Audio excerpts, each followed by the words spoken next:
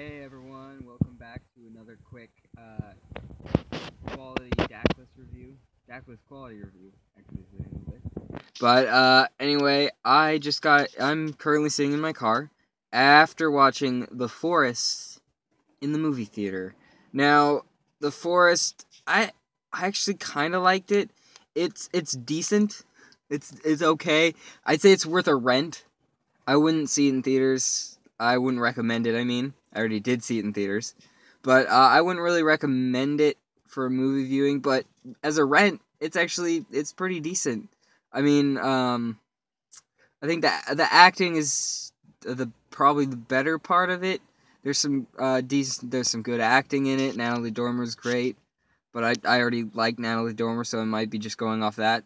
But I think her accent isn't distracting. Like I think sometimes there are people who, depending on whatever accent they're switching to, it can be a bit daunting at first when they're doing one that's not their own, or more, not so much not their own, it's more different than what you're used to. So, like, I'd say David Tennant, he did an American version of his Broadchurch show. I don't know, maybe it was the American version that was called Broadchurch, I don't remember. But either way, his American accent, because I was so used to his normal accent, that I was very put off by his American one. And I'd say Benedict Cumberbatch in Black Mass, his accent, I just thought that was bad. It just felt bad to me compared to everyone else. And but Natalie Dormer, I felt like it didn't throw me off. It felt fine. It felt like it worked, and I never really thought differently of it. I'd say I think the story was actually pretty decent.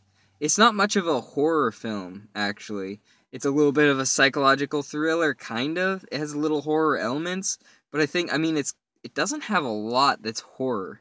It's kind of, it has some freaky stuff going on here and there, but it's not that horror. I think it tried a little bit at times where it was weird.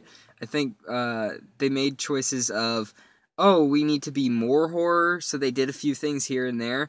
But actually, it worked better just as a plain story where if they weren't trying to be too, ooh, look, it's horror, or the general horror stuff. But one thing I really liked about it was the lack of music at some points, at a lot of points, where normally you have music leading up to a scary point or during a scary point that it kind of can take away because you know what's coming, you're ready for it. Whereas there's no real music, it's just the ambiance, the sound that's already around sort of is there to build the tension in itself. So that actually worked pretty well.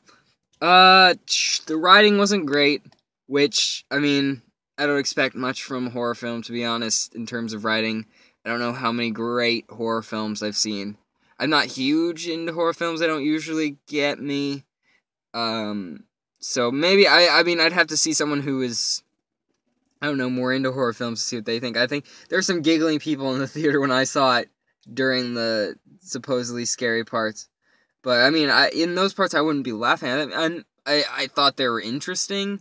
It was an interesting story. Maybe not the most well-written or the best directed. I think there's some weird direction. There's some weird cinematography. There's just weird choices. Yeah, I don't know if it's trying to be freaky by switching to, like, looking at some water flowing down a rock or something. But, I mean, it definitely had some interesting elements that I wouldn't say were particularly scary, but I enjoyed it. It was a decent story. So yeah, my recommendation on this one is wait till it's out and rent it, because it's decent. It's decent enough. You might enjoy it. I found it enjoyable enough. Alright. We'll see you next time. You can follow me, Trevor, on Twitter at Daclus, Daclus. You can follow Geek Wars Podcast on Twitter at Geek Wars Podcast. You can email Geek Wars Podcast, ask some questions if you want to, at geekwarspodcast@gmail.com. Like us on Facebook. Subscribe. We're in iTunes. Our podcast. It's on Podbean, and just you can check any other sites that might have podcasts. We might be on there. I don't know, but I can't think of any right now. There's one other one, but so yeah, check that out. Check us out. Listen to some of our podcasts, and I will check you next time for The Revenant, whenever I'm seeing that. I'm not sure when, but that will be the next movie I'm seeing. So, until then, bye-bye. Stop.